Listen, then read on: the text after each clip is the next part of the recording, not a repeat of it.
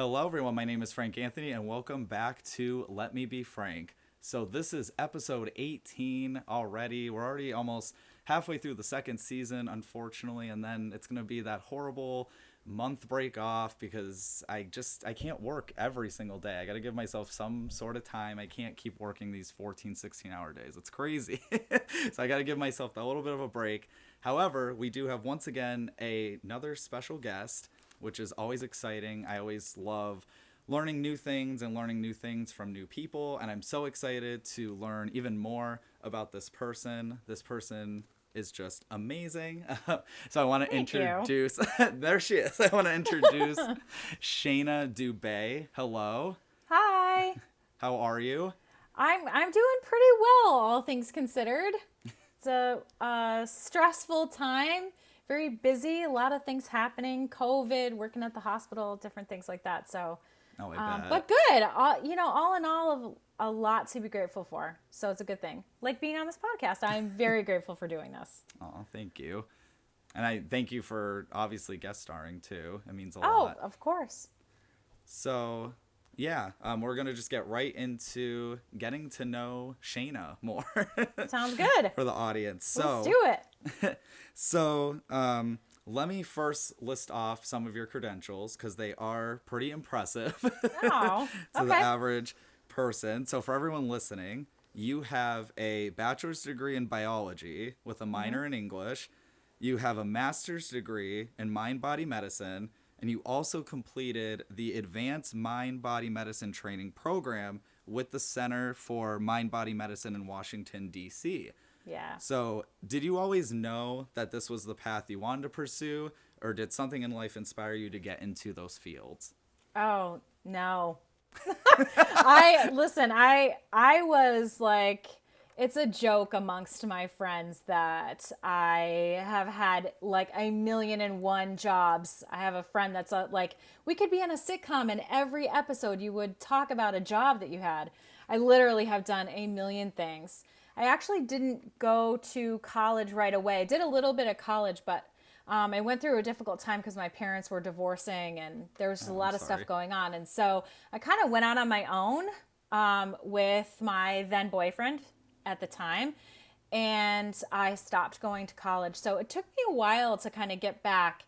And originally I wanted to be a veterinarian. Like that was always the way that I was going to go. And then I got into school. I went to Holyoke Community College first, which I loved. And I just did biology and English because those were fundamentals for me. I loved reading everything under the sun that I could read.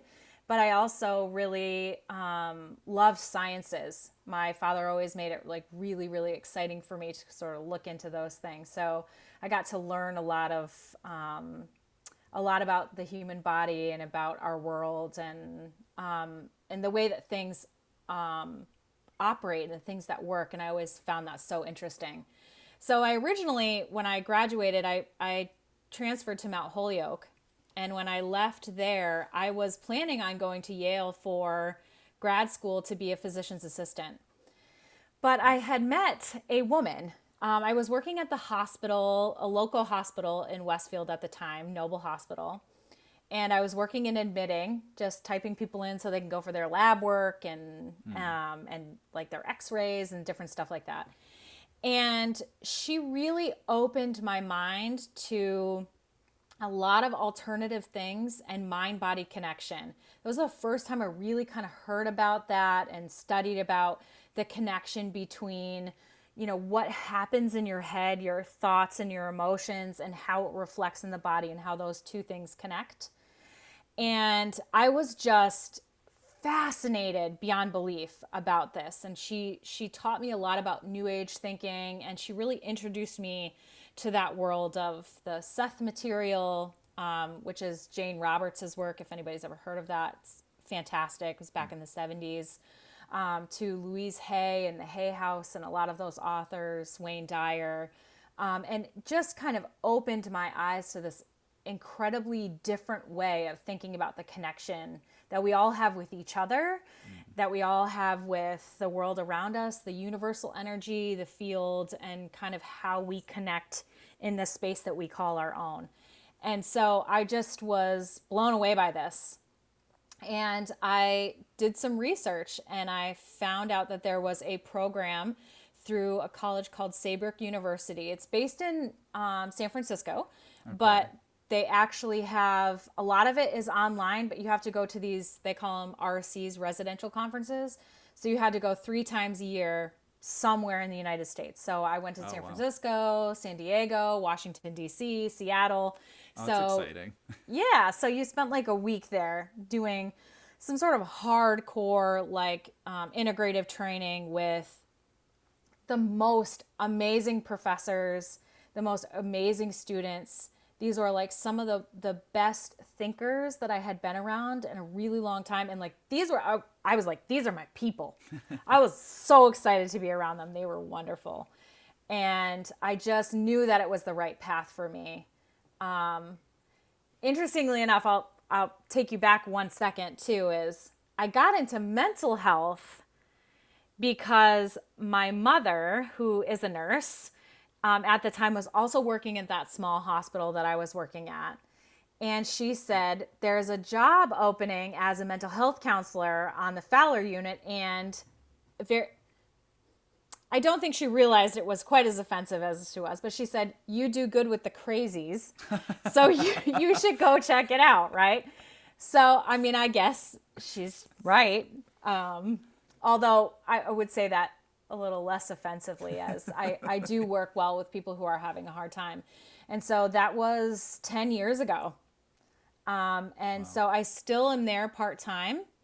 And now I have my own practice, but I've really taken the mind-body connection and the mind-body medicine piece that I learned at school and I was introduced to from my friend, her name was Devorah, at the time, and I really have integrated it into the 2 things. So now it's not just mind-body medicine, it's also reflective of mental health, and looking at how to be of service of people who are having a really hard time. Mind, body, spirit. And so yeah, that's my path. Wow. We're definitely going to get a little bit more into that too. Okay. It's funny when you mention like dealing with the crazies and stuff. I think about when I was getting into the psych field and stuff, my family was always like, oh, if you could deal with us, like you can help anyone on this planet and stuff like that. Yeah. And with college too, no one really in my family went to college or at least graduated college or anything. So I was one of those, the first, like in the generations or in the family or whatever, that was kind of like, where do I go? Like I'm swimming, but like I don't know how to swim and I don't know where to swim or whatever. And I didn't know about I didn't know about loans. I didn't know about like applying. Like I had only applied to one college, got rejected because I applied late. So I started school late and I started it was in between Stick and HCC. I started at Stick and it was my favorite school out of all of them. So those community colleges, they really are amazing. Oh yeah, and definitely. You know, in our country, we like think so much about like these big schools, and like I went to Mount Holyoke, and technically that's like a women's Ivy League school and stuff, and it was fantastic. I have nothing bad to say. They were a fantastic school, but I'm telling you, there's something about these small community colleges that are really great. They really foster so much learning in a really small community way that makes you feel nurtured and at home. Like I felt really good there. HCC was great. So I'm glad to hear that Stick was good too. Yeah, I feel like years ago, maybe even a little bit today, but I know especially years ago, they just got like community colleges just got such a bad rap, unfortunately. I know it. And they're definitely a good way. They're an affordable way to go to school and still get a decent education, to then be able, if anything, to be able to transfer to a bachelor's program for much cheaper. When I transferred to Western New England, I owed like half the debt I would have compared to my friends and stuff. So, and a lot of times they have like, I ended up going to Mount Holyoke because they had this dual enrollment. So when you got into HCC, they would allow you to go into other places. So it ended up being between Smith College and Mount Holyoke were the two that I was looking at. And it provides you so much opportunities. It's a really great option for a lot of people. And boy, is it a lot cheaper. Yeah. Anybody who's swamped down with student debt, that is the way to go. It really is, because student loans will kill you. Oh, They really, definitely. really will. Which, at least fortunately, at least for me, I've noticed on my loans, I don't know about for everyone, but I know during this time they've been a little bit more lenient, at least, like I said, just for personal Yes. experience. They ended up deferring again. I was like, oh, okay. Yes. Thankfully, I think that they have done that in the face of COVID, which has been, I think, really helpful. They stopped having anyone make payments, at least for federal loans that I'm aware of. Yeah. And also they stopped gaining any interest, which that's is nice. amazing. Yeah. So that was really, really helpful for me anyway. Same. Definitely. Yeah, right? Yeah, Oh for my a lot of us. I know it. So yeah, so college is awesome, but I feel like I've been a student my whole life. I really wish there was, I always told myself I wish it could be like professional students and get paid. I love going to school. So much. That's one of the reasons I'm so excited to be on a podcast. I swear to God, I listen to podcasts like literally every day. I Like tried every it. single day. Oh my God, they're so good. I listen to very random too. I know we got so off subject, but Yeah, that's okay. but I listen to there's one in Canada, it's called Approachable, and it's these two Oh. girls that talk about like just everyday topics and Ooh, stuff. I'm gonna and write it's it down. nice. I was gonna say they're really good, but then I go into, and like TED Talk related ones I love, of course. But then Oh. I listen to one, do you know the show Rock of Love? It was like Yes. Flavor of Yes. Love. So Yeah. Lacey, the redhead Yeah. from season 1 of Rock of Love, she hosts a podcast now called Talk of Love, and she interviews past contestants on those dating shows. And that's like Wow. such a different realm compared to like the inspirational ones, but still really good. It's entertaining. Oh, yeah. And stuff. So yeah, it's just funny how many different podcasts. There's like crime podcasts. There's like so many different I gaming know it. podcasts. I know it. And then there's this. love I don't know it. what this is. This is just This like, is like, learning to be a human in the world and like how we relate and stuff, which is exactly where I want to go with mine too. So like Cool. it's Yeah, it's great. well, I felt like I don't know. I just watching shows on TV and stuff, and even like sometimes on YouTube with how strict the guidelines are and stuff. I feel like you can only say certain things, and you have to like, maybe not say everything on your mind. And that's why with Yeah. this podcast, I like it to just be like, you can say what you want, you can cuss if you want, like just really get it out there, be raw. Yeah. Yeah. But I think it is really nice to have a place where you can be open and honest and be yourself and talk about the things that Yeah. you don't feel comfortable saying out in space. And actually, that's why I love therapy. That's why I love being a therapist, because I love being able to create a space for my clients where they can come and they can talk about whatever they want to. They don't have to try to pretend to be something or to be PC in any way. They can just kind of say what they need to say in a space where they're not going to be judged, and then get to sort of figure out why they're in that space. What is it that they're feeling? And to sort of dig down and understand the motivations and the core beliefs that sort of drive them in that space. But it is, I understand the need for it. And I think right now in this country and where we are politically, socially, culturally, those things are really, really important.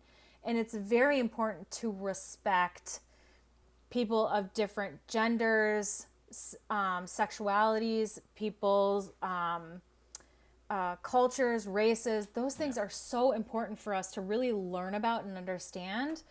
And I think also it's important to know that sometimes as we're learning and growing, we're going to make mistakes. And sometimes we're going to say not the right thing, or sometimes we're going to just mess up. And in that space, being tolerant and allowing people to make mistakes as long as they're learning and growing and trying to be different. And so, having a space like this where you can talk about the hard things and you can say things that are really necessary to kind of get out there and be frank about it. Like, let's be frank, right? Like really and truly, like, let's That was talk the point about of the hard name. thing. That's exactly it. And I think as human beings, we are really longing for that space. And so this is sort of like recorded therapy. And just a disclaimer for people, definitely, if you feel like you need to seek professional help, definitely check out resources. Don't air everything on a podcast necessarily. Because definitely I have that private space. Yeah. Yes. Not, it's funny that you would say that because I am one of the biggest fans of Brene Brown. I don't know if anybody else is out there or if you are, but she is amazing, of course. And she's a shame researcher. And one of the things that she talks about is how your story and what you have to say about that is a gift in the world. And you have to, in order for someone to hear your story, it's an honor for them to be able to hear what you have to say. And so people have to work for that. You don't just tell everything out to everyone because it's not for everyone's ears. So it is good to have a space with a therapist or even with a friend or a family member that you really trust that's willing to sort of sit in that space with you to be able to kind of talk about the things that weigh heavy on you. Because we carry a lot. We carry a lot on our shoulders. Oh, we do, definitely. I know. And I think that it creates a level of separation from us and everyone else. We sort of feel like we're alone in this like little pod and that we can't quite get out of it. And our only safe space is within ourselves. And sometimes that's not even safe either for some of us. Yeah. And so it does make you feel very lonely and alienated. And so it's great to have the spaces that we've carved out in different ways, like this podcast, like, therapy, like friendships and supports that we have, that we can really talk about the things that we have a hard time with, because that shared empathy space is how we really feel heard in the world. And that's really what we all want, I think. That's very well said. Yeah. I feel really passionately about it. Oh, no, I totally, yeah. And I definitely think people needed to hear that too. Yeah. I think it's okay. I think sometimes we get really, really hard on ourselves and we get really hard on other people. And sometimes we just need to be like a little kind and a little tolerant and a little easy and forgiving of others who are learning and trying. Because I really believe that people are really doing the best that they can with what they have.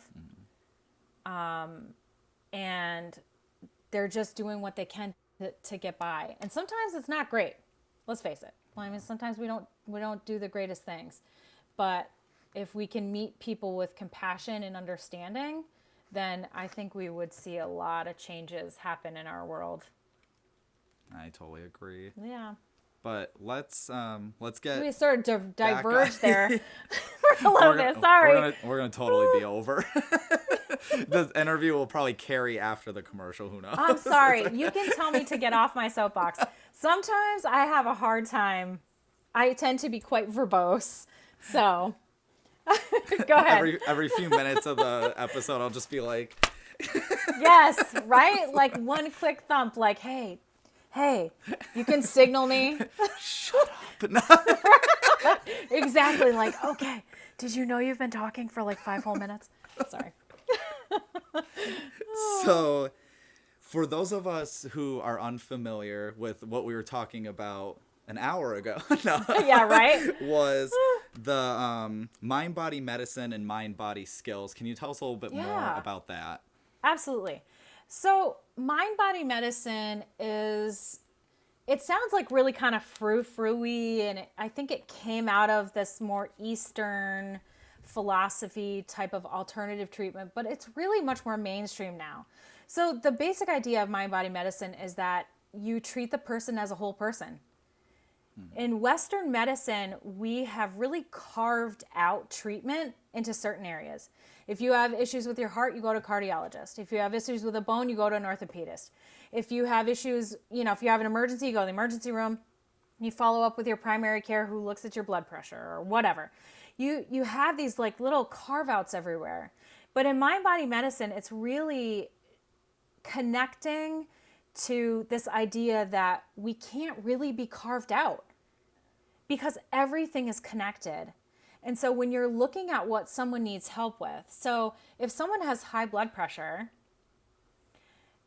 that is a physical symptom. And you can go to your doctor and they'll watch your high blood pressure and maybe they'll put you on medicine. But what's happening? Why does the person have high blood pressure to begin with? And we want to look at the physiology of it, right? In Western medicine, we've been taught to look at the physiological aspect of it. We treat symptoms. Here's a med, right? Yeah. Try to eat a little bit better, get a little exercise. But what we know is that there is a mind component, a spirit component. Those things go together. So if you want to look at it from a scientific standpoint, it's when we're under stress, our stress response does two main things. One, it shuts off the blood supply to your central organs and sends it out to the periphery. Because when you're having a stress response, it's fight or flight, right? You want to run away, you have to fight something. If there's a saber-toothed tiger coming, you need to fend it off, right? Knock on wood, Exactly, right? Hopefully there's none of those. But it sends all the blood to your periphery so that you can prepare to defend yourself so that you can survive. But it shuts down all your central organs, and all those organs are restoring, repairing, fighting, different things like that we need to repair the cell damage that we have and just to keep us working, because we lose 1 trillion cells an hour or something like that, or 1 billion cells. I do not know the number, I promise you. That. Don't quote me on that. A lot. But you lose a lot. They say every 7 years we basically have an entirely new body, which is interesting that we would create the same illness even though we have a new body. Yeah, can I please have a new body in 7 years without love handles? Thank you. Yes, exactly, right? So we sort of look at that stress response that happens. So it shuts down those organs, so we're not repairing and restoring like we should. And the second big thing that your stress response does is it shuts down your immune system. So you don't have your T cells and your natural killer cells and your B cells going around your body. And what we know is cancer is huge for that, because cancers are our own cells, but they're malfunctioning. And so if we have a really strong immune system, our immune system will look at those cells that are malfunctioning and make sure that they get rid of them so that they don't start to grow out of control. But if you're under a constant level of stress and your immune system is consistently suppressed, nobody's watching out. Mm. And now, in the state that we live in the 21st century, there's no more saber-toothed tigers. No. We're not running from them. But your body only has one response. It doesn't know how to respond in any other way. So that stress response that happens causes inflammation and a consistent breakdown in your body. But it can all start with a thought. So if you're anxious because you're not making enough money to pay your rent, or you work in an environment that's hostile, or you are going through a divorce, or your mom died, or you have a long-standing issue with some trauma that happened when you were young that you never really processed through, and you have that constant sort of low-level anxiety, over time, your body can't repair and restore. It can't take away those diseased molecules the way that it would when it's back down to rest and digest instead of fight or flight. And so when you look at mind-body medicine from a scientific standpoint, it's very much about bringing yourself back to a level of understanding that maybe I have high blood pressure because I'm under long-standing emotional and mental stress that I need to address. Mm. And so I can take all the meds I want to, but it's not going to fix the underlying issue, because all I'm doing is giving you a pill, when in reality, what you need to do is find a way to deal with, the fact that your mother abused you as a kid. And so in mind-body medicine, we look at the whole person. We look at diet. We look at meditation. We look at exercise. We look at medication can be a fantastic aid in helping, but our mind and body have a way to heal ourselves, and no longer can we really separate people into these sort of different categories. We're one being, and actually we're all interconnected. So, we're all this one large community, and we have to look at all of those pieces together, because a person is a whole. You just are.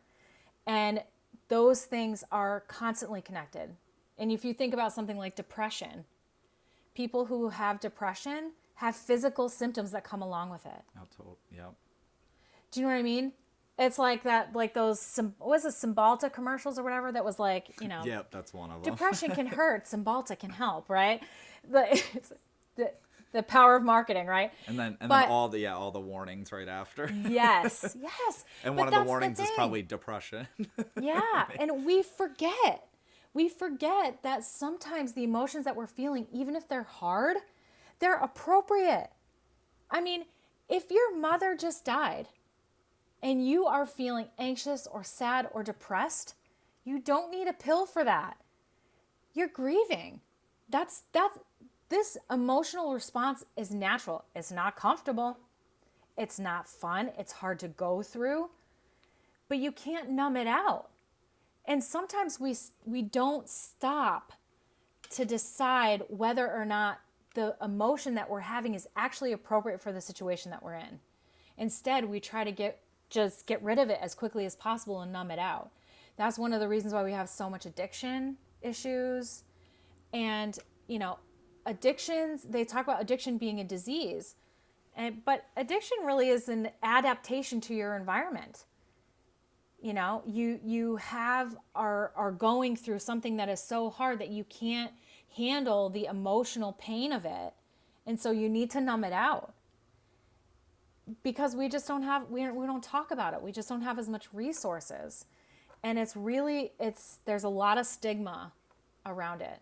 But mind-body medicine, that very verbose answer, is really reconnecting those three pieces, mind, body, and spirit, sort of looking at it in a way to treat really the whole person in many different ways, multidimensional, to make sure that they have as much healing as possible, and understanding that there's probably an underlying stressor that's happening that is impacting their physical health.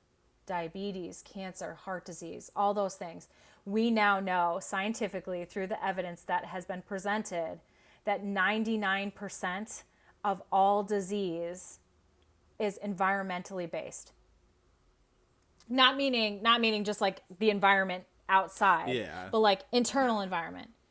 And also, so that means that less than 1% is a genetic predisposition.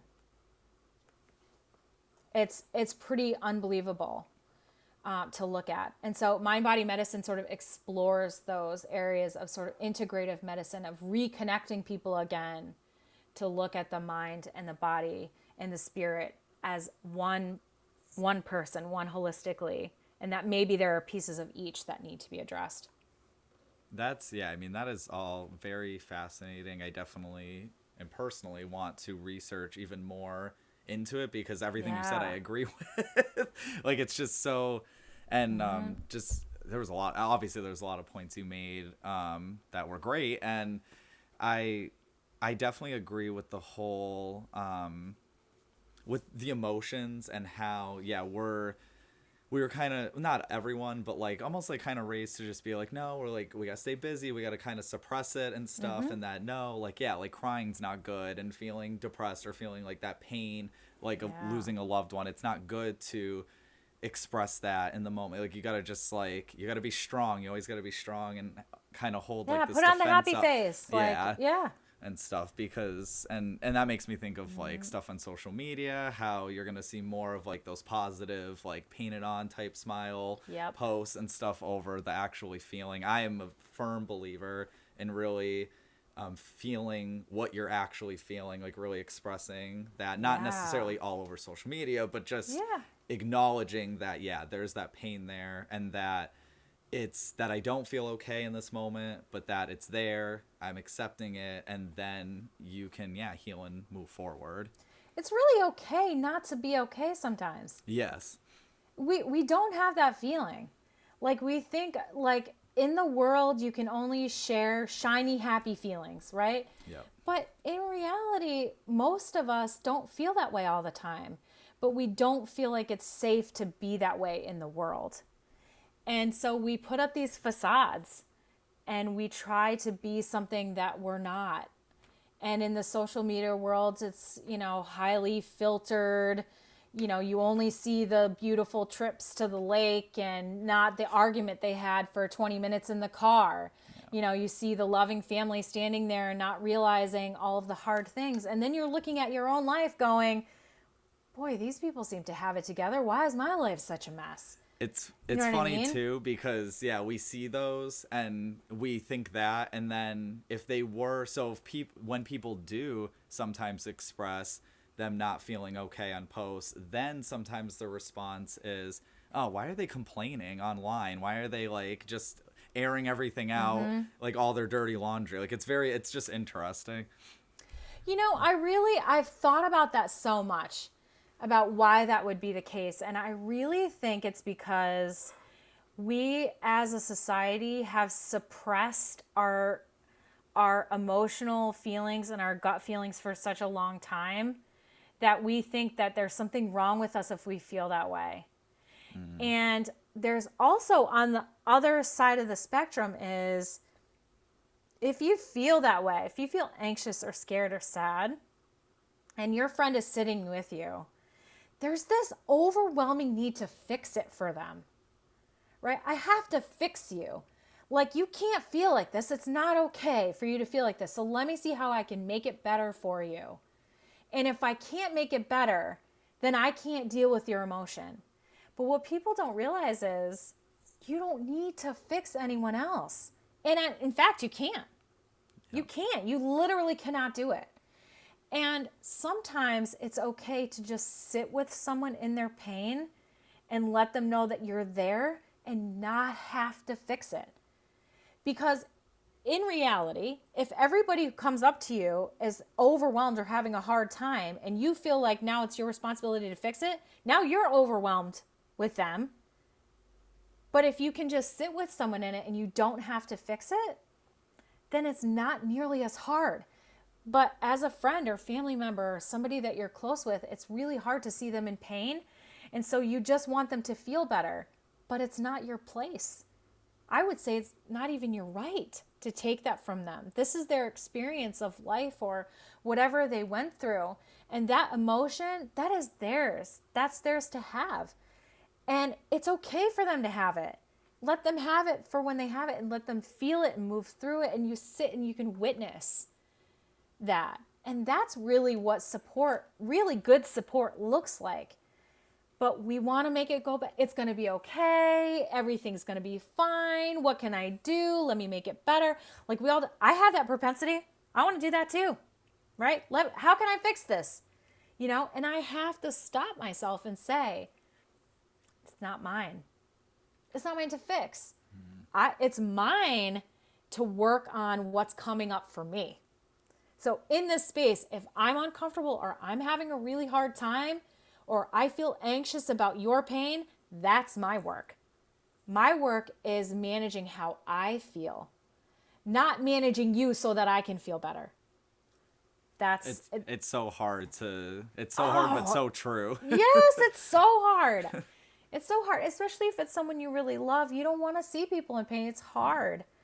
It really is. It really is hard. But pain is not necessarily a bad thing. It transforms us. It allows us to learn and grow and become the people that we really can be in this world. If you look at the people who have been through the vast majority of pain, those are the people out there serving others. They really are. The people who serve others are the people who understand and empathize with other people in pain and want to do everything that they can to help them find a better way or to be in that supportive space. One of my favorite, I love Tony Robbins. I don't know if you know him. He's amazing. I know even more now because that'll be our next topic. Oh my God. He's so good. So, And he said, like, he went through a lot of trauma as a kid with his mother. And he said, she wasn't the mother that I wanted, but she was the mother that I needed, because what she created in me was an absolute obsession to stop the suffering of as many people as possible. And I'm like, that's beautiful, you know? So if you can sit in that space, it's a good thing. Yeah. I hate to cut it here. We do have to take a quick commercial break. Oh, sure. No problem. I think we're already like over a half hour. Yes, we're at 35 minutes. So I don't know. We'll see what happens. The last couple episodes went like 20 minutes or so over. We'll just see. We'll be here. I don't feel quite as bad then. So, all right, guys, we will be right back. And we are back. So just to acknowledge for the people who are watching the podcast, I forgot to, you might be wondering why I'm so much closer than the first third of this whole thing, and I forgot to zoom my camera, so I apologize for that. Now you can see my lips move. But anyway, Shana was talking most of the time anyway, so I think we'll be okay. Yes. Like, who cares what I have to say anyway? Typical life. So typical for me. So I feel like I already learned so much. Let's get into, I wanted you to just tell the audience a little bit about what do you do for work currently? Like, kind of delve a little bit more into you. So I work as a mental health counselor on an inpatient psychiatric unit at just a small community hospital, which actually was bought out probably 5 or 6 years ago now by a larger hospital. Okay. And our role has actually changed quite a bit over the past couple of years since they changed the system. But usually what we would do is we take acute psychiatric patients. So these are patients who have schizophrenia, schizoaffective, bipolar disorder, sometimes depression or anxiety. We see a whole range of patients. And it's really for safety and containment, medication adjustment to make sure that they're okay and safe to go back into the community. So sometimes we see people who are very psychotic or have a really hard time with their thought process. So they have an altered thought process and are unable to keep themselves safe because they are either paranoid or hearing voices or seeing things. They have hallucinations. Or we have people who are very depressed and anxious and potentially are feeling suicidal or are not able to contract for safety outside of the hospital. So we do a lot of checks. We make sure that they're safe. We de-escalate any patients that are having a really hard time. We provide counsel as much as possible. In recent years, the counselors spend a lot less time counseling, which is kind of ironic that that's our title, but we don't counsel as much. That's unfortunate too, yeah. It's really sad for me because that was the thing that I really loved the most about working there, which is one of the reasons why I'm looking to go elsewhere. But I hope they're not listening. Yeah, right. It's a very different space. So, but it is a rewarding job. It's hard. Sometimes you get cussed out a lot, and sometimes people want to throw things at you, and so it can be hard. And we often chuckle that like we endure a lot of things that other people would be like so shocked at, and for us, it's not really anything. You just you get used to it. Yeah. But I'd say probably 4 or 5 years ago, I started a private practice where I started seeing people outpatient. Okay. And so in that, my title, I guess, is mind-body medicine practitioner, but most people just call me a therapist.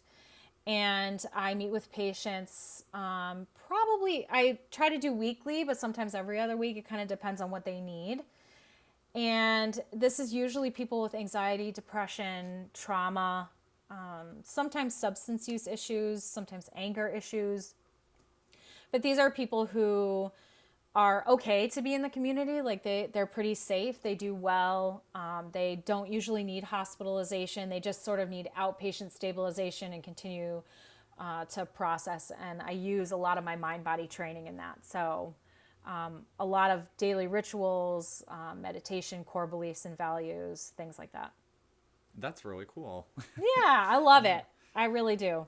And It can be taxing, but I love it. Oh, I bet. But I feel like it's probably, I'm assuming it's probably at least a little bit more of a positive turn from Yeah, what you're I doing. think that I can sort of handle the change in my role at the hospital a little bit better because I know that I'm going to have my other clients that I can really sit with and be of service and really create that space for them that helps them to change and grow and learn. And it's exciting to watch the continuation of the process because in the hospital, you just sort of see them at their worst and then a little bit better.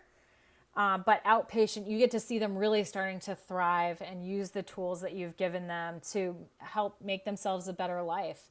And it's really nice. It's exciting to see. I like it. I love that. Yeah. And fun, like, little mini story, a personal story. Yeah. When you mentioned, like, the throwing things and the cussing, it makes me think of when I used to work retail, how I dealt with that. Not that these jobs are even, like, in comparison or anything like that, but I was still getting clothes thrown at me and cussed at, and it's like, we need to... These types of jobs like need a little bit more money hourly. I'm telling you, like I really believe that like everywhere you go, everyone is a mental health patient. And what I mean by that is not everybody has a diagnosis, but everybody understands what it's like to be anxious or depressed or scared or worried. And so it's really much more about how do we communicate back and forth to each other. Oh, definitely. Those are the skills. I mean, if someone has, a really bad episode of schizophrenia, I mean, that needs medication. That's a different thing. But, it doesn't matter where you go. Like you're working in retail, guess what? You're working in mental health. It doesn't feel like it, but it really is. Well, it really is. I mean, I was able to de-escalate a lot of situations because of just some training from school and just in life and stuff too. And it's funny too, because when I would apply to psych-related jobs, they would be like, "Oh, like your retail job, like that's not really like related." I'm like, "You don't even know." Yeah. I was like, trust me, there was a lot of psych skills I ironically had to use. Oh, yes. Because those types of skills are really transferable to pretty much anything in our lives. Our personal relationships, how to listen and how to really hear someone and how to be seen in the world. Like those are basic fundamental human skills that we're not really taught. I'm going to add to my resume, good friend. Yes. An interpersonal relationship builder. Yes, a good listener. That's important. Oh, totally. We don't learn those things, but we really need to. But, okay, so through... one thing I wanted to bring up, because through email, you mentioned something about working on an invention. I was wondering if you could talk. You're like, oh, yeah, I invented it. I know how to get to Mars now. But is there any news you can share about that or anything? Like, I don't know if it's top secret or... No. So I, believe it or not, like, it's interesting to me because when you work as a therapist or you work as a healthcare provider, sometimes there's this idea that like there's a power shift differential where like you have it all together and your patients are the ones that need you. But in reality, if you can open yourself, you learn so much from your patients. And one of my inventions came from a patient who was having a really hard time. And she liked to use stress balls. And she said she wished that there was a customizable stress ball. So I started to think about it because it would be really good to have a multi-sensory, customizable stress ball that we could use for our patients both in and out, but also autistic kids often do well with sensory things. That helps a lot. And people with dementia really do well with sensory things. And one of the tools that we use a lot of times with people with personality disorders, such as borderline personality disorder, is a frozen orange. I don't know if you ever heard that. I've heard of that, yeah. Yeah, but it's you can smell it because you have the orange scent, you have the sensation of the cold, and you have the tactile sensory stuff. You can taste it, so it's gustatory and olfactory. So you have all these different senses that you stimulate with the orange. So I wanted to recreate that, and so I created this well, it's really just a sell sheet. I didn't actually make the product itself, so I'm trying to get it licensed. But it's called an epiosphere, and it literally is a stress ball that is round like a sphere, and it's customizable. So it has different types of tactile stickers, from fuzzy to velvety to nubby, different to rough like sandpaper. There's a little aromatherapy disc that you can put different scents in for the olfactory stimulation. There's a little sticky cold pack that you can put in the freezer, and so you have that cold sensation. And there's even, well, what I'm hoping will be like a little either a recordable chip that you can put in it, so you could record positive affirmation or a nature sound that you really like or something. So when you squeeze it, it makes the sound. And so it really hits on basically every sense except for taste. Because, I mean, that might be kind of weird. I don't know. I couldn't think of anything that you could like pizza. Lick or, right? Like like it shoots out like a little pizza roll or something. I don't know. So it's like, right? So I am done with the sell sheet on that. I'm in the process of getting to a point. I've been a little sidetracked working on other things, so I would like to get back to that. But calling companies to have it licensed so that it actually can be produced. And I had a lot of people say that there were students that they thought would really benefit from something like that. And I got that from a patient who said, I really wish that I could make my own. And I realized that there's different kits, but not really anything that's sensory related and customizable. So there's kind of all the things swirling around it, but not quite that yet. I couldn't find any anyway. So that was my little invention. Well, that sounds like a very amazing invention that could definitely help a lot of people. And yeah, oh my God, grounding is really important, especially for people with trauma. And we work a lot with people with trauma, and I do in my private practice as well. So to have something that they could have or use that would help them sort of ground with colds or with these different sensations with sound or smell, anything like that, I think would be really helpful. So I'm hoping that I will get this licensed and going, which would be great. I'm not really an inventor. It's not like really my shtick. But I just had this idea and I couldn't find it anywhere else. So I was like, I'm going to make it. That's awesome. Yeah. And that's very inspiring too, just for listeners who might think like, oh, like I can't do this or I can't do that. It'd be too hard or whatever. Like, no, definitely go for it. Don't be, afraid to go for what you want to do. I mean, if you're willing to put the work in, you can do almost anything. I really think it's true. And sometimes you have to really think outside the box and it's not quite what you thought it would be. There's an openness that needs to happen, but so many things are possible, especially in the world we live in right now. Definitely. So, if you have an idea, just do it. Like you can figure it out. And there's so many good resources. You can literally figure out how to do anything in the world just by watching a YouTube video. I swear to God. I swear. That and Google, I know. I know it. Between the two, like, we have more information at our fingertips now than ever in the history of man. Oh, totally. There's been so many things invented that 50, 100 years ago, they couldn't even imagine would ever it's unbelievable.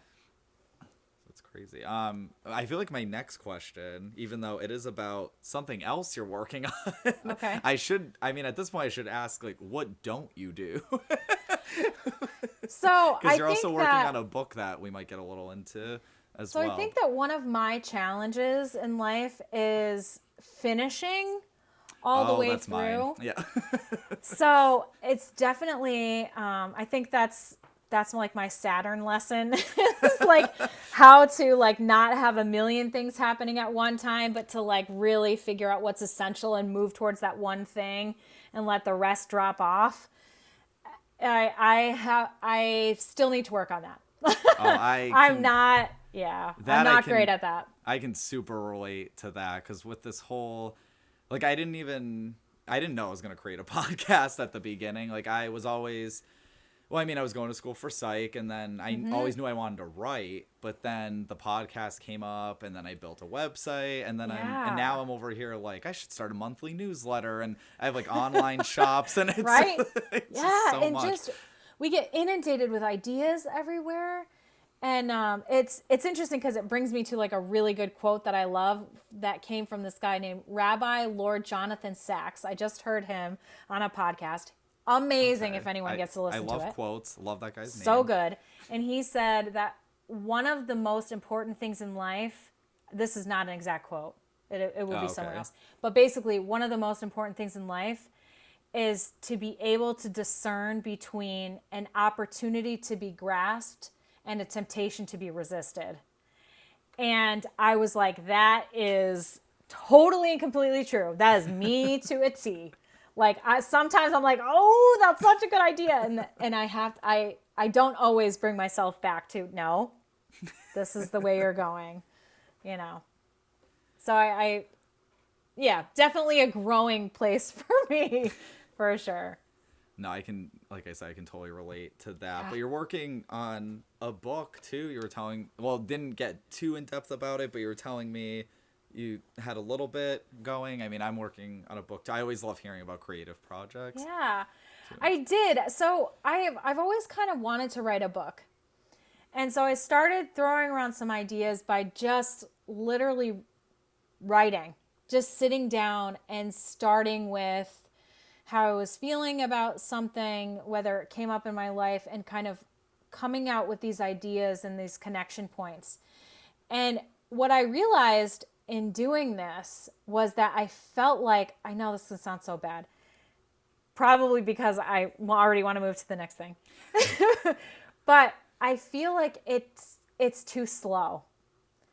Like I love the idea of writing a book, and I really, really want to. Like the process or the story, or just the process of it, because I feel like the things that I'm feeling right now and the things that I want to talk about that I feel like are really important to put out in the world, I want to put in the world now. Like I don't want to wait until I slap together a book and try to hurry up and get it out. And it can be a really long process. Even once you've written it, now you have to have somebody to try to publish it and sell it. And sometimes it's a really slow process. And I think that's how I got to the point of like really wanting to do a podcast, because I was able to have the idea of taking these ideas that I was having and putting it out in the world in a much faster way. I don't know if it's better. And I think I still will continue to work on the book. But I really felt like the things that I was feeling and wanted to talk about are so relevant to what's happening now that I don't want to wait, because I feel like we're at a really important juncture in our life, in our time as human beings on this earth. We're at a really important stage where we have some really really important decisions to make. And those are the things that I kind of wanted to talk about, was how I sort of feel about it, but also our community globally, nationally, and some of the real issues that we face. And I wanted to have a forum for talking about it now. Definitely. So the book has sort of just been, continuing to foster those ideas, but getting them out in a faster way. Gotcha. That makes sense too. That's probably why so many people blog. Like I blog a little bit myself, because it's just instant. You can get the information. Yeah. You're not like necessarily able to sell it, but like it's still getting it out. Well, there's different ways you have to do that, but and I thought that I was gonna do a YouTube channel, but I was always like so worried about like what do I look like and what's the camera look like and all this stuff. So I just was like, you know what? Maybe I should do something that's more audio based. Then I don't have to worry about it. I won't have that self-conscious aspect of it.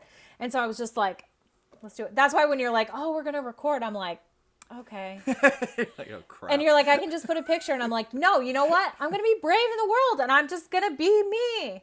Oh, definitely. I'm just going to do it. And that's what I did. I think about the whole, it's interesting you mentioned that. I think about the whole thing with, I mentioned this on a past episode, or probably multiple on my podcast, that I guess I could say suffer. I would say suffered, but I feel like stuff with like eating disorders can definitely, you Yeah. could suffer a lifetime. Some people do Yeah. recover, Yeah, yeah. but I think with me, it's definitely an up and down battle. And I always think about the whole thing with like feeling a certain way at the beach. And that makes me think of YouTube too, where you know, are like looking around, you're like, oh, look at all these other people online or at the beach. And I think one thing that really helped me is remembering that almost everyone thinks that same way, and that they're so Yes. focused on their own that they're not even really giving a shit like on how you look, or Yeah. like they don't know what you're feeling. Like, so if you show a little bit of that confidence, they're not gonna Yeah. be able to tell, like inside you might be freaking out. It's sad that we have to worry about it, but it is part of the world that we live in, you know, Yeah. and I think about that a lot. And so sometimes you just have to be brave. And if you want to talk about it and you want to get out there, you feel like what you can add to the world, what you want to say is really important and can help people, then you have to let go of the naysayers and just put it out there, because there's always going to be someone to criticize, and most often Oh, it's definitely. us, right? I mean, in Oh, we reality, can be our own worst enemy. Yeah, oh, totally. for sure. And you know, I think about that, and I think it's better to deal with the possibility of negative feedback and be brave and put out there what you have to say in the world, because it's important and it serves the world. It's important to just be brave, and then if criticism comes, you get to decide if you're going to let that in or not. Definitely. You know, and for me, I follow, to bring Brene Brown up again, like I follow her rule. Like, if you're not out in the arena getting your butt kicked, if you're not out there putting yourself out there, if you're sitting home on your computer and you're being a troll and you're just typing nasty things, I'm not interested in your input. But if it's another person who's out there in the world who is really trying to serve and do good in the world and make a difference, and you have something that you want to say about something that I said, or you're going to hold me accountable to call me out, then I'm going to listen to what you have to say. But I can't, I don't have room for that, because we don't have time for that in the world. We just don't. Yeah. And so, you know, it's easier said than done. Oh, I want to throw that out there. You know, if somebody is like, hey, you look like a giant whale, do you know what I mean? Like, you might be like, oh, damn, you know, and you have to have, but that's that space where you have that inner talk, is like, is this a person's input that I really want to take in? Is this going to help me or serve anyone? If the answer to that is no on either of those questions, then you just have to let it be gone.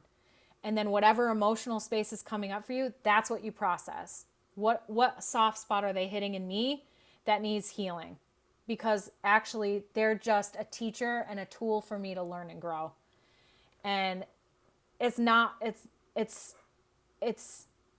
an easy concept, but it's a simple concept, but it's not that easy to do all the time. Definitely. You know? Yeah, the audience has slowly been growing for like this show, and just Yeah. my online presence and stuff. And yeah, there's definitely, as much as, you know, the increase on positive comments have happened, they've also happened on negative comments. Yep. And yeah, it's definitely, but this was a perfect time for it to happen, because this is, you know, the first year for me that I was able to look in the mirror and actually, and I've been in better shape in the past, but it's the first time I really was able to say I love myself and I love the body that I love myself physically and mentally. And yeah, I never thought I could. I mean this in like the most genuine way, but like I feel so proud of you. Like that is a hard thing to do. Oh, it's to be able to look at yourself in the mirror and say I love you, and to like really mean it. It's hard to say even when you don't mean it. Like just like trying to do that. Yeah. Actually, mirror work is a really interesting thing if we ever get to talk about it. But doing mirror work was a huge thing for Louise Hay. And so being able to kind of look at yourself in the mirror and say, I love you, and mean it, that is huge. And I think one thing that really helped with that too, I know we got to go to a commercial breaks Yeah, no, in go a ahead. second, but Okay. another thing that I think that helped with that, kind of makes me think about what we were talking about earlier about really accepting your true emotions, like those hard ones. I felt like when I was really truly accepting the flaws, because none of us are perfect in any way. So when I really started to be like, okay, my body is this way and my teeth are this way or whatever, you know, like those imperfections that each and every individual have, when I think that helped move towards this whole like being like, okay, like I've accepted it, so now I can start to love it. Yeah. And one of the biggest realizations that I came through actually writing my book, or the pieces of my book that I wanted to write, was my body is how I've experienced every beautiful thing I've ever loved in my life. My eyes, my hands, my skin, like everything I've ever loved or wanted to, I've had to take in through my body. And that is an amazingly beautiful thing. So meeting it with hate is not, it's not really looking at it the way it really is in the world. Like, it's actually an incredibly beautiful thing. Even if you're not in the shape you want to be in, or you don't look exactly the way that you want to, this body allows me to interact with the environment and the people that I love in a way that fills me up in such a beautiful space. Like I spiritually, mentally, emotionally, physically, all those things happen through my body. If I didn't have this, no matter what I want to judge it for, I wouldn't be able to have those things that I love the absolute most. It's important to remember. For me anyway, that's what I kind of try to bring myself back when I get in that negative spin. Oh, definitely. Yeah. And I think what helps too, now we're like really getting into it, is that I was thinking about this the other day too, where I thought about like my health and my body, and I just thought about how easily we take a lot of things for granted like that. So much. I've had LASIK surgery done, for example, and I can really appreciate sight, which is something, people forget about, who have like that 20/20 vision, 20/15 vision. They don't really think like about the whole, being able to see so much worse. I used to, before the surgery and stuff, it was starting to get a little scary because certain people could be like right here, like right next to me, and their face would be blurry. And it's like, oh my God. So it makes you think of, and so then I really started thinking about like, well, I have working arms and legs, and other people unfortunately don't. And you really just start to appreciate, your body. That's why when people are like, I have nothing to be grateful for, I'm like, does your body work? Yeah. Like, I mean, right there's literally endless things that you could say. That's amazing. And just, and people too in certain situations, how much they overcome too with what they were given. So it's really an unbelievable miracle that our bodies do what it does. It's a miracle. We forget about that though. I can't wait I can't wait for the new body in how many years? I don't know. Right? But where's the start point? You could almost be there. I don't know. Maybe, I know. I wish there was some sort of thing. Right? Before we go to our other commercial break, I just want to, because we might forget later on at the end of the episode, are there any social media links or websites or any pages that you would want listeners to follow you on or reach you at, or any sort of contact info, whatever? So I do have a Facebook page, and it should be under Shana Dubay, Mind Body Medicine Practitioner. Okay. I don't have a website up yet. I have thought about doing that, but I'm a little lower scale at this point. So these are things that I've sort of started thinking about. I have a private Instagram too, but I don't post that much stuff in there. But so Facebook is probably the best place to find me. Okay, cool. Yeah, and trust me, with I get the whole thing with the website, because there's, with me having one and stuff, you think about, like you say it like, oh, I want a website, and then you get into it and you're like, I have a website. And it's like all these, it's so many pieces, like so many more things than I realized. I'm like, oh, wow. The other thing I do have is, if people are looking for me as a practitioner, I am listed on Psychology Today. So if they were to look up, somewhere near Westfield, Mass, I would be on there as a practitioner. Oh, wow. So you would see me there. That's definitely really good to know. Perfect. Yeah. All right. Yeah. So we're going to take another quick commercial break. We will be right back. Okay. And we are back. So we are going to get into the 6 basic human needs by Tony Robbins, which is Yeah. exciting. I actually never really heard about this until you were mentioning this topic, and then I did a little bit of research. I knew about Maslow's hierarchy of Hierarchy. needs, Yeah. and with let's see if I can remember, with what is like, is it like basic needs are at the bottom, and then you kind of start working up to like Yeah, so like it's like esteem and it's like survival self-actualization. stuff at the bottom. So like shelter, Survivor, food. yes. Yeah, and then actually the next one above that is safety. Yes, it is So, safety, and yeah. then is it relationships or like a connect? God, I can't remember off the top of my head. I could Google it.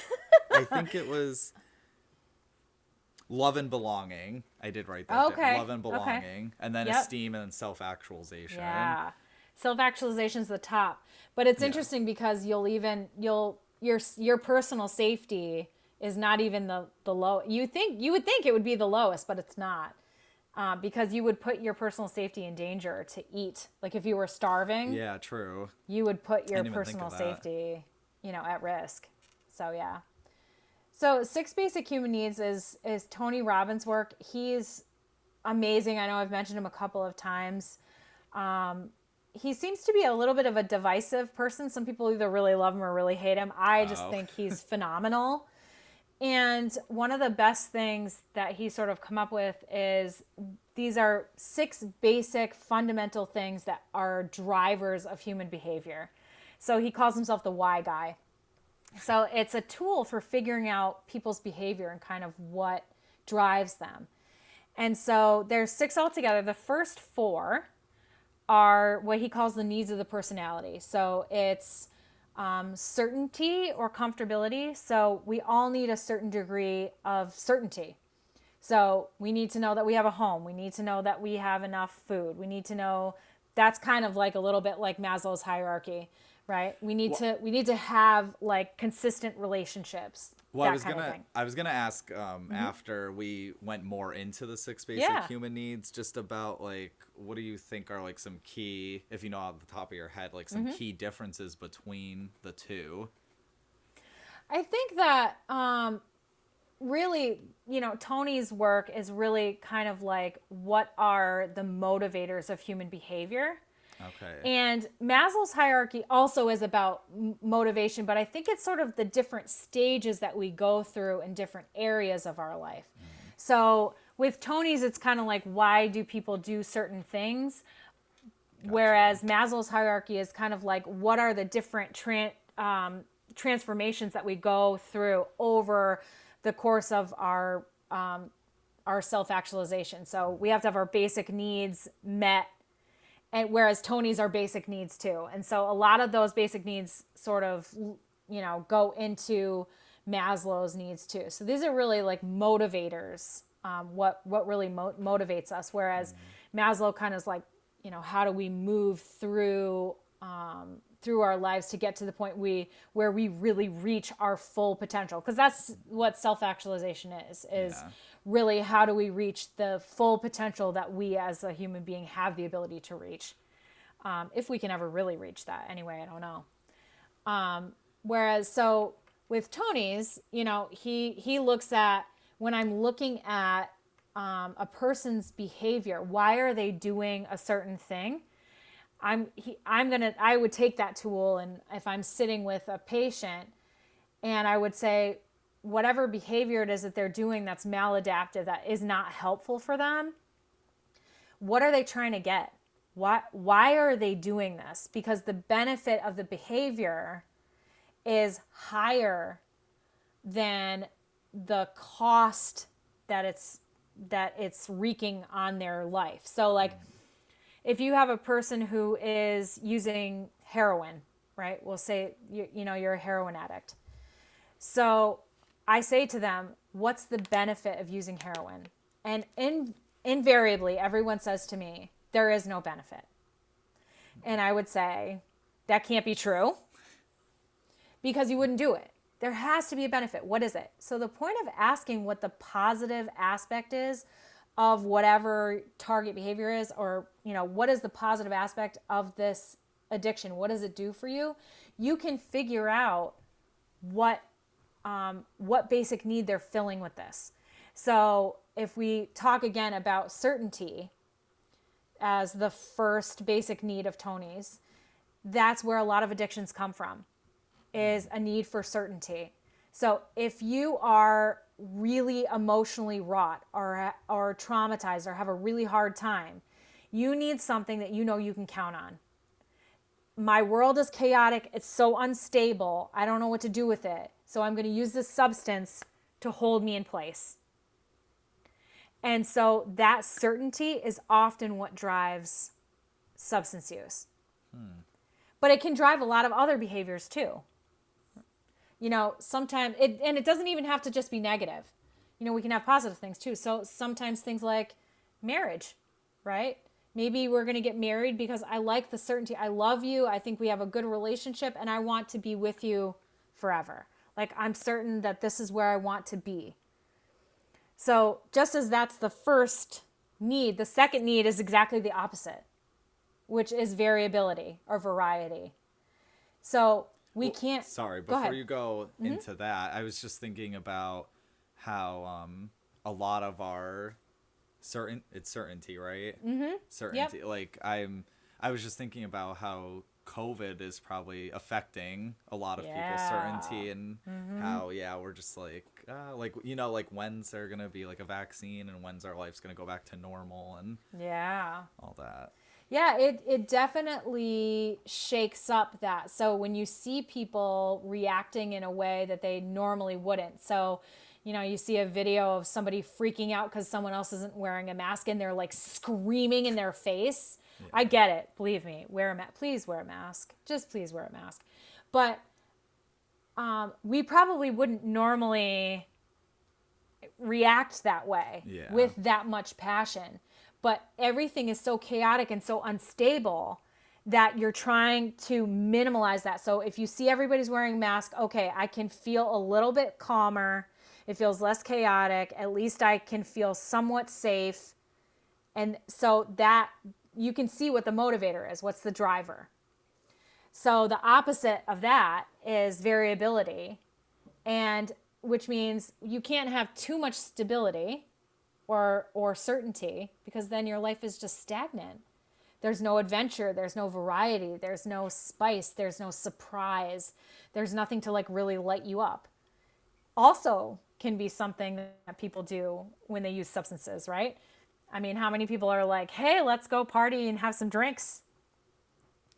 Maybe that spices things up. It makes things a little bit more exciting, a little bit more fun. Not for me. No, not for me either. But you see that a lot, right? You see a lot of people who are very anxious and don't really know how to be in public places, but they have a few drinks and they're everyone's best friend. Yeah. That can happen too, where it gives you a little bit of variety and you can be okay. So the third is significance. This one for me is massive. Everybody has a strong need for significance. We all want to feel like we're important. We want to be heard. We want to feel like we matter. And that can be a driver in really positive ways. So like for you and me, we go out in the world and we try to serve to the best of our ability so that we're significant in the world, so that we feel like we're important, we have a place, we have a purpose. But it can also be a huge driver for violence. If somebody walks up to you and puts a gun in your face, how significant are you? Like the most significant ever, right? So a lot of drivers of violence comes from a strong need for significance. Go ahead. Sorry, I found something as I was researching significance. I found something interesting that I was like, oh, like people. That's unfortunate. People do that. Yeah. To feel significant, and it had to do with it was saying surrounding themselves with people they view as less skilled or accomplished Yep. to feel more significant. I'm like, that's very unfortunate, but like probably, yeah, a lot more common than I really thought about it. Cause you know, like that's more of like a toxic thing to do. Yeah. But you know, another thing for significance too, gossip is a big thing. We see that all the time, right? True. You ever been in that position where you go into a room and somebody's like, hey, did you hear what happened to Kathy? True. Right? Ooh, you didn't? Let me tell you, right? That's that like need for significance, right? In this moment, there's a power shift that happens. There's a power differential. And so that person that has the information suddenly becomes more significant than the people around them because they have this information. And that drive for significance is really big.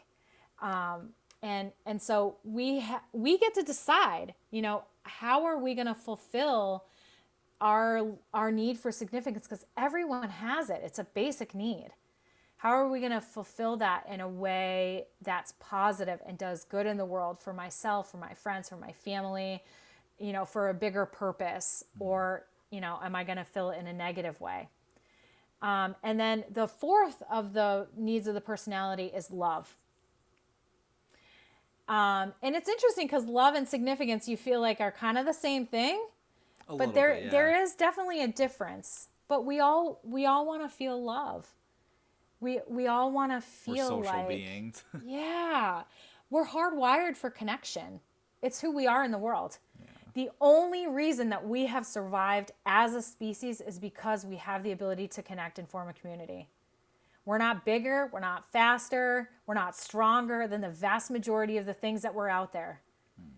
You know, now we have a lot of other things that help us with that. But really, when our brain was hardwired, we didn't have those things. But we had the ability to form a community and to connect. And that hardwire is still there. And that's where we connect, right here, prefrontal cortex, right? Yep. And so the need for love is a strong, strong connection to another person. It's fundamental for us. And we have the love molecule, oxytottin, and that you like fall in love with your baby when it's born for a woman, right? Because you have these strong outputting, I can't think of the word, but just a strong release, there we go, of oxytocin in the body. You know, it makes you like really fall in love with your baby. It's a survival mechanism, but it's also the way that we connect to ourselves and to something higher. So it's really important. So those are kind of like the needs of the personality, which is where I'd say the vast majority of us spend our time. Yeah. And then the last two are the needs of the spirit or the soul. And that is growth and contribution. Growth is, am I learning? Am I changing? Am I adapting to things? And contribution is, am I giving to something bigger than myself? And interestingly enough, growth is where happiness comes from. We don't think of it that way, but it's really true. That's where we learn what's most important in the world. We have gratitude, and happiness comes out of growth. And contribution is where we get fulfillment. I'm connecting to others in a way that makes life better for all of us. Contribution to something bigger than yourself. And those are what we all look for, right? Happiness and fulfillment. Like those are the things that we really search for, but we spend most of our time focused on the other needs. And we forget about those. I definitely agree with that. Because like you were saying, where happiness comes from growth, you know, we mistake that for, you know, we find happiness in love, which isn't always like love from other people, which isn't true. And then I just think about with the whole contribution thing, how some people will post all of their contribution work in a way to like gain significance, maybe in a way. Yes. So. Yeah. So, and the thing is that, I mean, it doesn't take it away. They're still contributing, and that is a beautiful thing. Oh, definitely. Yeah. But you can see the driver, right? So in that moment, when you see that, it's like, that's amazing that you did that. I would not take anything away from that person, but you can't help but think, you know, is the reason that you're putting this out there because you want to be validated, because you want to feel significant? And if so, that's okay. We all have that deep-seated need, and maybe they don't get it from that other place. But it's a really good way to take those needs into a session with a patient or in a relationship and say, what is the driver for this behavior that we're trying to eliminate? What is this doing for you? And how can we replace it? Because if we understand what the driver is, then we can understand what we can try to replace it with. So if you are feeling a lack of certainty or stability in your life, then how can we create stability in a way that doesn't get you killed, right? That doesn't put you in a place where you might overdose and die. Like, how do we create that for you? What do you need in order to do that? And then it's really interesting when you use it in relationship assessment, because the two people in a relationship can use it to assess each other. So, on a scale of 1 to 10, how certain are you that she's not going to leave you? How much variety and surprise and life and stuff does he bring to you? How significant do you feel to him? How much love does she bring to you? Like, how loved do you feel? How much are you guys growing together? How much do you contribute to each other? And literally, you can rank it, like on a scale of 0 to 10. How do you feel? And oftentimes, you can see the discrepancies between a person's own assessment of themselves and the other person's assessment. And you can kind of look at those and use it as a tool for seeing each other. And then you get to discuss, what does a 10 look like? If I can make you feel significant at a 10, what's that look like? The catch with some of that is that sometimes you're not fulfilling it from yourself. Like you have a lack of self-love. Yeah. And so, you're looking for a partner to fulfill that, which then leads you down a different road. Yep. But it's a really good assessment tool. You know what I mean? It's a really good way to sort of look at relationships and also motivators. So with these ideas, with the 6 basic human needs, do you pair this with your mind-body skills, like when you work, or do they kind of go hand in hand together? Yeah, I mean, it's all kind of one. So it's really, I think of my practice as a very flexible space. So it's kind of whatever they need in the moment. And sometimes, so let's say, what they need is more certainty. So maybe what they need is, in order to create the certainty that they're getting from, we'll just use the same scenario, a drug. Maybe they need to look at what they're taking into their body by eating. They need to look at their mood. That's a part of a component with exercise. They need to look at where did you get those ideas and those core beliefs? Was that instilled with you because you had trauma with your mother and you can't deal with the emotion? What's your evidence behind it? So it gives you a tool for deciding which parts need help, because all the pieces of us is one. Like, who would you be if you didn't take care of your body at all? But you said, I fully love myself, but I eat like crap. I never exercise. I don't take my medication. I don't go to the doctors and get my checkups. I don't comb my hair. I don't shower. Do you know what I'm saying? I think that is still me a little bit with some of those things. I'm like, I feel attacked. You can tell, right? Because Yes. when somebody's feeling good, they take better care of themselves. Yeah. And so the components are all pieces of that. And that is mind body medicine. Now I understand the driver of that behavior. So how do we create this, and what parts of you really need addressing? So where do we go from there? Do you need to have a morning ritual where you sit down and you do a 10-minute meditation? Do you need more self-care time? Like, do you need a day where you can go and be away from the family so that you can recenter? What is it that you need from that space? And sometimes it's a combination of mind, body, and spirit. It's a combination of everything. Sometimes it's one thing. Sometimes it's, I need, an hour to go jog or take a walk in nature. And that feeds all those portions of yourself, mentally, physically, spiritually. So, so all of it is sort of a combination. And it's just kind of looking at what tool you need to bring a patient to a different, a certain place that they need to be. But it's really mostly about self-exploration. What is your motivator? What is it that you're really trying to achieve with this? And how can we replace it with something that helps you instead of causing mayhem in your life? I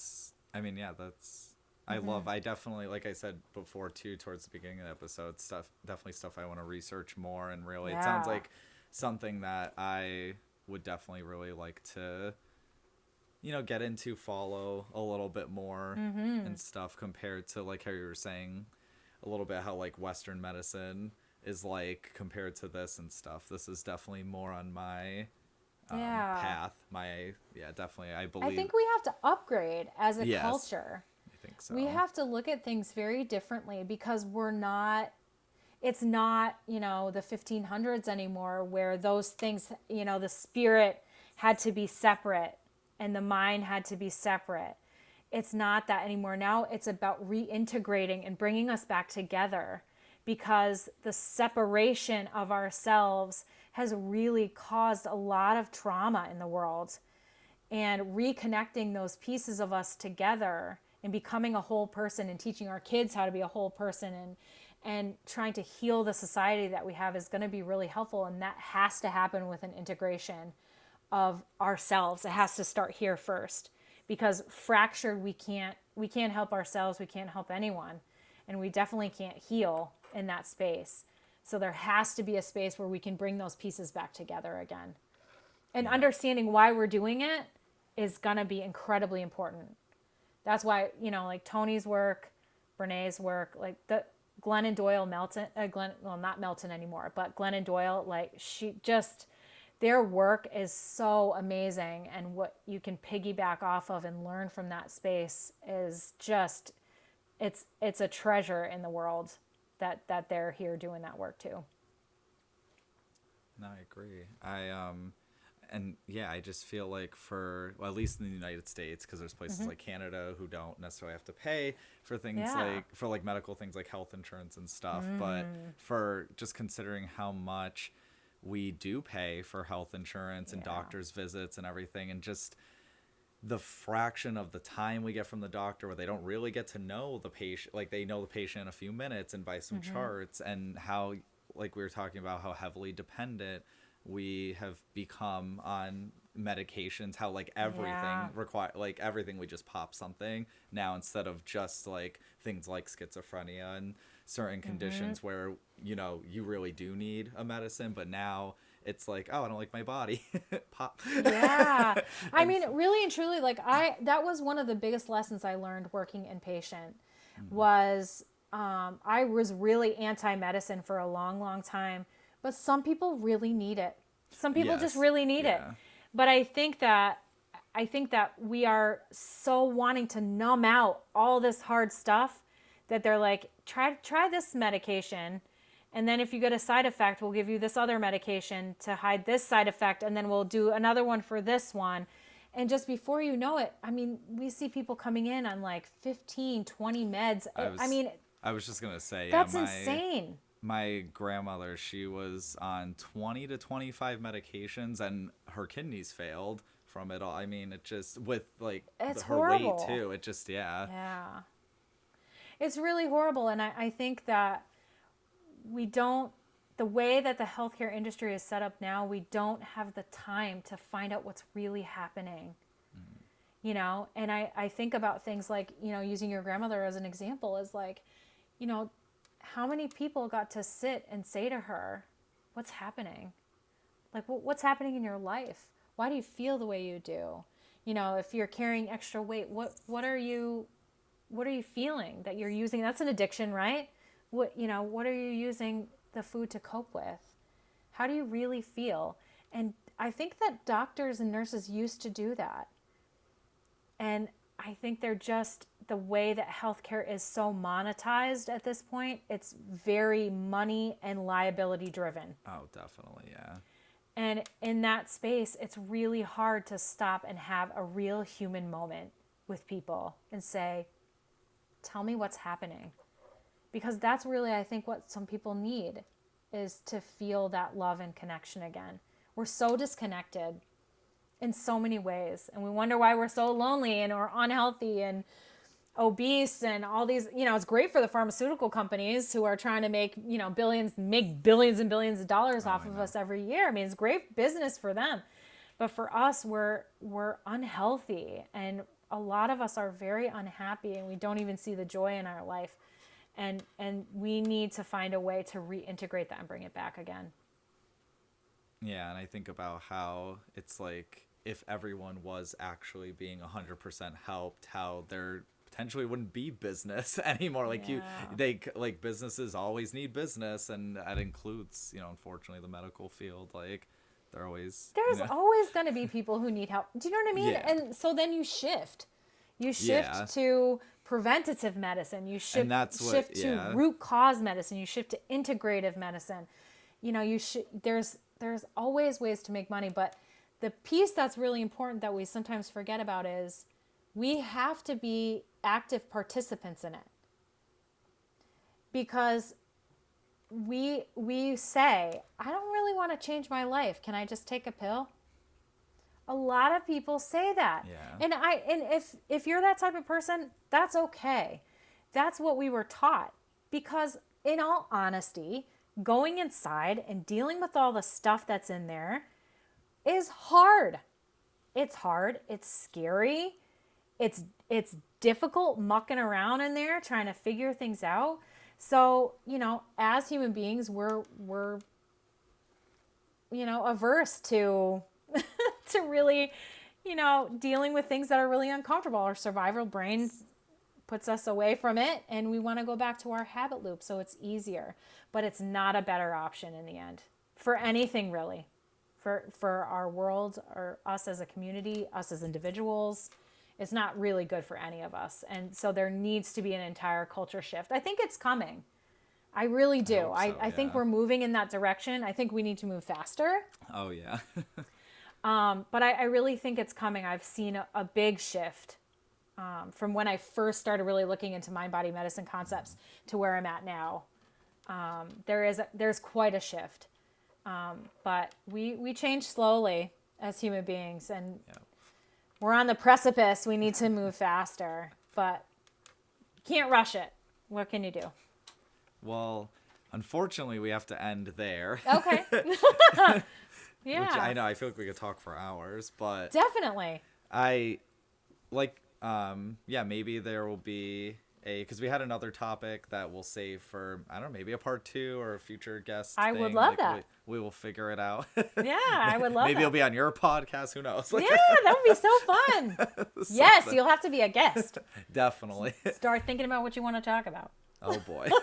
There's so much in the world. Oh, my God. Oh, right? That's what I'm saying. But I do want to thank you so much for being a guest. Of course.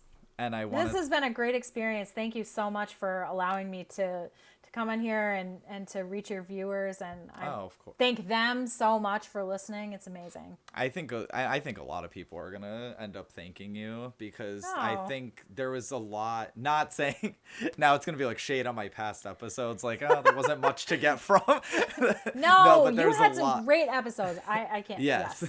I was going to say, but I do think with your episode as well, people are going to be able to take at least one, probably many takeaways from this. Awesome. So that's something that's I hope so. Awesome. So there was a past episode I think about where my friend Tony talked about trauma and just like I listened to that. It was excellent. I was gonna say people got a lot from that. And I think this will do the same thing. And I was very moved by that episode. It was fantastic. Awesome.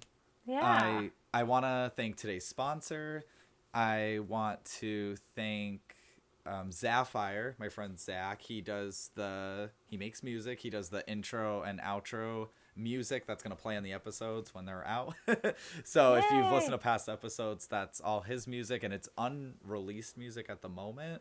So it's stuff that's coming out soon. So that's exciting. Like got some thing. Yeah. I'm saying thanks like I made it. I did not make it. No. I'll tell him. I want to also thank each and every one of you out there for listening and watching and supporting and just being, super special, awesome, like I know you guys are trying to be out there. So we're going to end it at that. Thank you guys so much, and bye.